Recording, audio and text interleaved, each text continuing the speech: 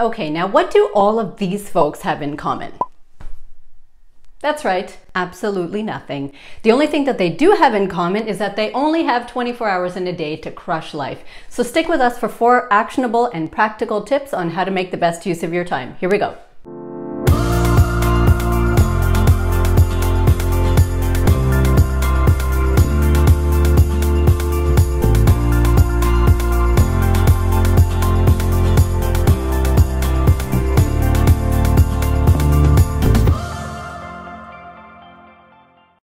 What's up everyone? Welcome to our channel where we talk about every possible way to take your time back and make each moment a great moment. Now let's clear up one huge misconception about time. We cannot in fact manage time. Time just manages itself. The clock keeps ticking, the cuckoo bird keeps coming out, we keep turning the page on the calendar, so time will always take care of itself. The only thing that we can do is manage ourselves and our relation to the time that we have available. Now, of course, finding all the greatest hacks for time management has been a process that people have been looking into for decades and centuries and since the prehistoric era. And especially we've seen during quarantine days where we have ample time on our hands, but still somehow we're unable to execute on all of the things that we wanted to do with the time that we have. So let's deep dive into this issue a little bit. Don't forget to subscribe to this channel so that you never miss any of our videos as they come up, because today I'm going to give you 4 very practical and actionable tips so that you can take your time back. Here we go. So my first tip is right away with the one that has been the biggest crutch for me in my life, and that is to create boundaries. So in other words, that's a very, very diplomatic way of say no.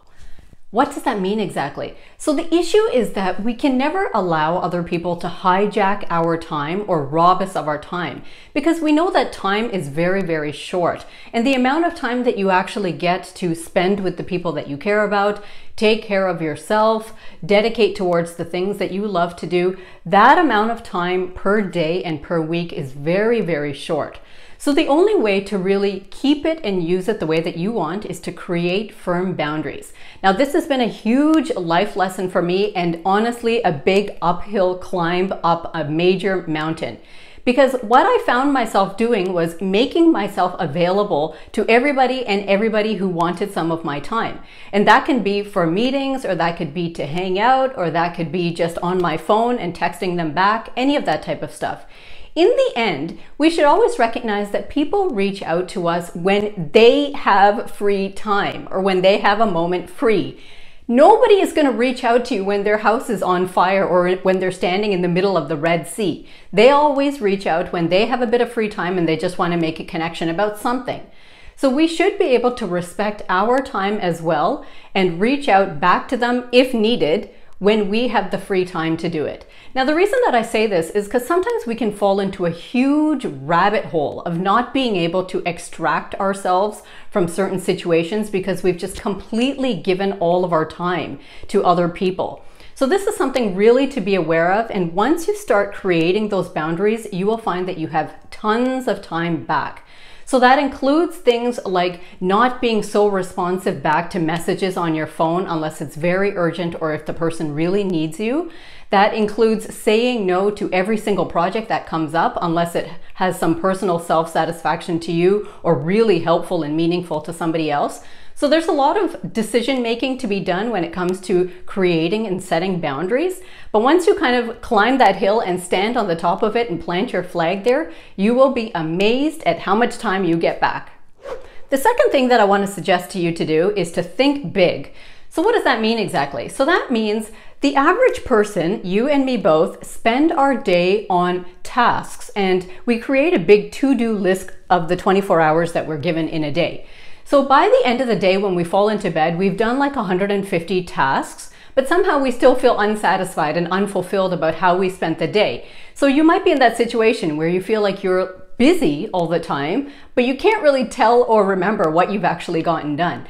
And that's because your day, just like mine, is often filled with things like return the t-shirt to Walmart, make an appointment at the dentist, mow the lawn, and all of those things. Yes, all of those things have to get done, but I encourage you to think big. Rather than only filling your day with the day-to-day tasks that have to get done, keep a bigger eye on what your goals are. And that could be a weekly goal or that could be a quarterly goal.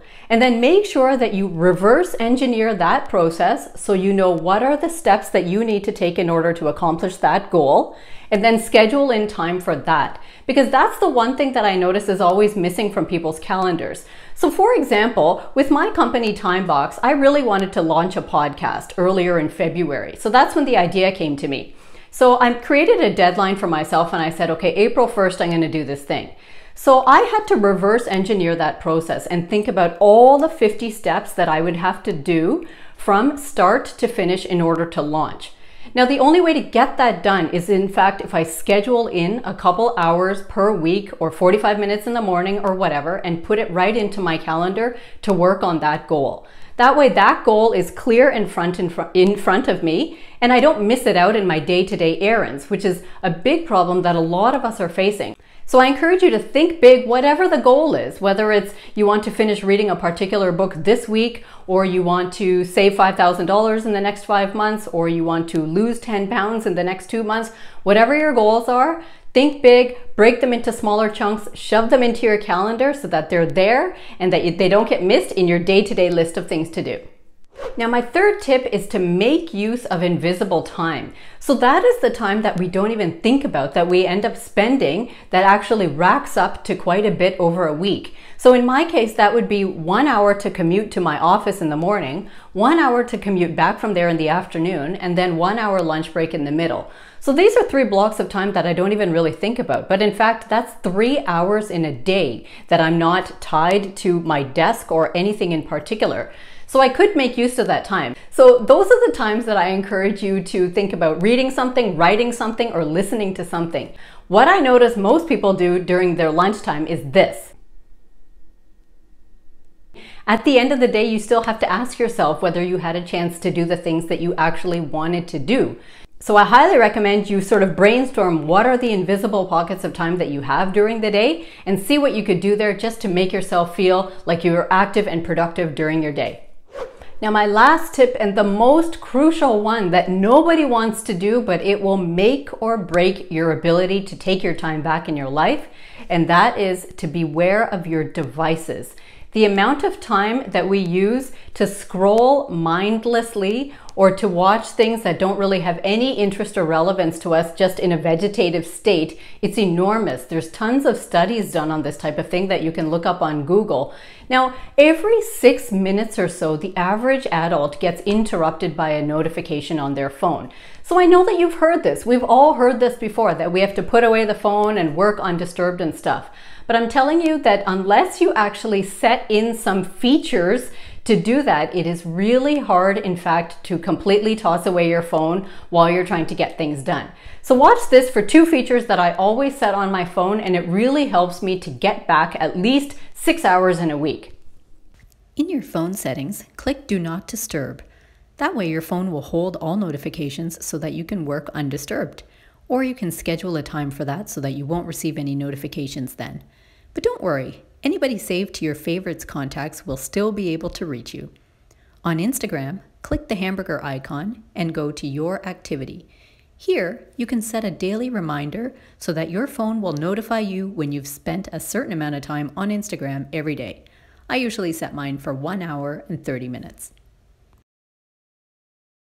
Now guys, what is the benefit of all of this? The point is that when you flop into your bed at night, the satisfaction of knowing that your day was full of things that you truly wanted to do, it's really a priceless feeling. And on the other hand, the opposite is also true. If you spend your day kind of filled with all the day-to-day tasks that don't really move you towards any type of personal satisfaction or personal fulfillment, then after a while you end up feeling very bitter and resentful of everything and everybody around you, as if the whole world and universe is sucking your time away from you. But in fact, it's just an issue of how we ourselves are managing and using our time. So try these suggestions and don't forget to share this video with any of your friends who you feel like might be going through the routine and all the motions every day, but just not feeling satisfied about how their time is being used. I'd love if you would subscribe to this video and give it a like. And don't forget to check us out next time where we have more tips on how to take your time back and make each moment a great moment.